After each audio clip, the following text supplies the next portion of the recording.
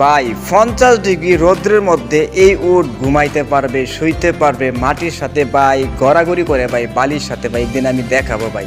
কিন্তু ভাই পানি দেখলে যে এত ভয় করে রে ভাই, দেখেন পায়ে পা বেঁধে রাখছে, তারপরে দেখেন আবার দড়ি দিয়েও আবার বেঁধে রাখছে। কারণ তারা এতই ভয় পায় পানিকে ভাই। পানিকে ছাড়া যদি আগুনও ঢেলে দেন তারা আগুনের থেকে বের হতে পারবে, কিন্তু পানি তারা অনেক ভয় পায়। এই কারণে বেঁধে কী করতেছে, গোসল করাইতেছে। দেখেন পায়ে যে দেখেছেন কি সুন্দরভাবে বেঁধে রাখছে, যেন দৌড়াদৌড়ি করতে না পারে। কারণ উট তো অনেক বড় এবং লম্বা এবং শক্তিশালী, কারণ ওদের পায়ের নিচে কিন্তু সবাই থাকতে হয়, বুঝতে পেরেছেন। অসাধারণ ভাই। আর গোসল করানো হচ্ছে, এই যে দেখেন উটকে কিভাবে গোসল করানো হয়। কারণ এখানে গোসল করা ভাই, তাদেরকে জোর করে এখানে গোসল করাতে হয় ভাই।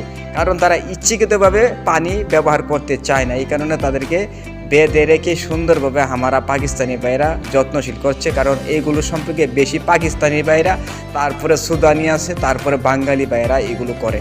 বেশিরভাগই পাকিস্তানি ভাই এবং সুদানিরাই এইগুলো বেশি পরিচর্যা করে থাকে ভাই, বুঝতে পেরেছেন। আপনাদের নিকটে ভিডিওটা আমি উপহার দিয়েছি, আপনাদের কেমন লেগেছে ভাই দেখেন। আর শরীরের মধ্যে যে দাগ দেখতেছেন, এগুলো যখন তারা রোগাক্রান্ত হয় তখন এখানে তাদেরকে সেক দেওয়া হয়, যেটা আমার দৃষ্টিতে খুবই খারাপ লাগে। আপনাদের কে কেমন লেগেছে অবশ্যই এটা শেয়ার করবেন, কমেন্ট করবেন।